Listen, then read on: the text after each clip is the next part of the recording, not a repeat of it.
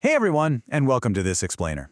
I am absolutely thrilled you're hanging out with us today because we're diving into a project that can literally revolutionize the way you experience your home. We're talking about taking that underused, maybe slightly neglected patch of grass out back and transforming it into something truly spectacular. If you've ever looked out your window and just wished for a beautiful, functional outdoor living space, well, you're in the exact right place. Think about it for a second.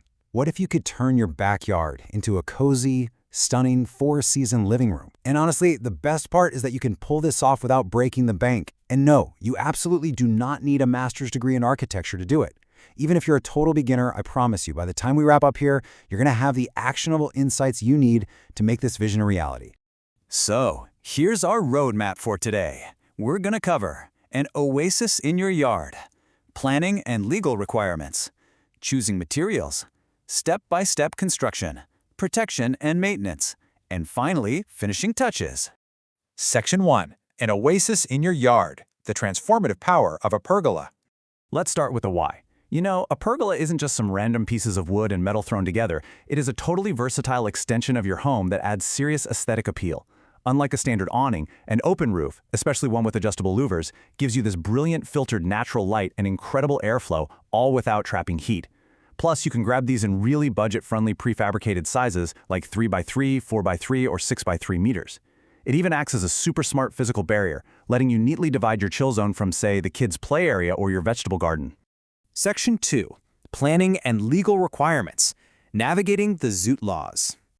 Okay, let's talk logistics. If you're building this in Bulgaria, for example, you have to navigate the Spatial Planning Act, usually just called the zoot. Now, I know legal jargon can be super intimidating, but here is the only definition you really need to care about right now. Under Article 151, an open pergola is classified as just a garden and park element. What does that mean for you? It means that as long as your structure has an open, louvered, or grid roof, so no solid covering, you are legally entirely off the hook for a complex building permit. How great is that? The contrast in these regulations is just massive.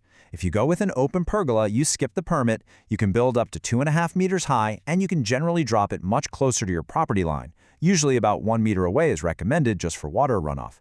But the second you slap solid polycarbonate or shingles on top, boom, it becomes a covered awning. Suddenly, you need a permit, you have to get a structural engineer's approval, and you absolutely have to stay a full 3 meters away from your neighbor's fence. Going with an open roof literally makes your life so much easier. Oh, and a quick pro tip while we're on this subject of property borders. If you're planning to plant some beautiful vines or greenery to climb up your new structure, don't forget the tree spacing rules from the Property Act. High trees need to be planted 3 meters from the property line, and medium trees at 1.5 meters. You definitely don't want to accidentally violate property laws while you're just trying to landscape your new oasis. Section 3. Choosing materials. Sourcing the best wood. All right, the legalities are out of the way, so it is time to hit the lumberyard. And you want to walk in there sounding like a total pro, right? The foundation of a pergola that's actually going to last starts with top-tier timber. Here's exactly what you ask for: pine or spruce. It absolutely must be kiln-dried to under 18% moisture. You want it 4-side planed, often labeled as S4S, and it needs to meet the C24 structural class for safety. As for thickness, common robust beam sizes are going to be right around 105 by 105 millimeters. Now, I want you to keep this specific number in the back of your mind: 1,424.63. Based on recent market data, that's roughly the average price in Bulgarian lev per cubic meter for premium, dried, planed, structural wood. Whatever you do, please do not be tempted to buy cheap, raw, wet wood just to save a few bucks up front. If you do, I guarantee you, as that wood dries out in the summer sun, it's going to violently warp, twist, and crack. It'll completely ruin all your hard work. Section 4. Step-by-step construction. Building your structure safely. Okay, you've got your permit-free game plan and your premium C24 timber.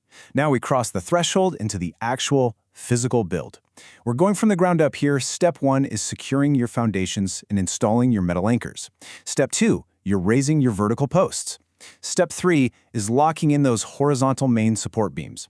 And finally, step 4 is laying across the roof rafters that are going to give you that gorgeous filtered shade. Listen, if you only remember one thing from this entire explainer, make it this critical structural rule. Never, ever let your wooden posts touch the dirt directly. Soil moisture is literally the ultimate enemy of timber. You absolutely have to use visible metal anchors to elevate the wood off the ground.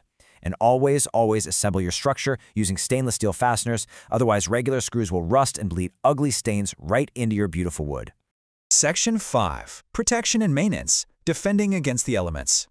Mother Nature is beautiful, but man, she is brutal on raw timber. UV rays just completely break down the surface, and moisture is an open invitation for pests. To defend your structure, we rely on the hidden science of wood protection, biocides. These are active chemical agents found in deep penetrating base coats.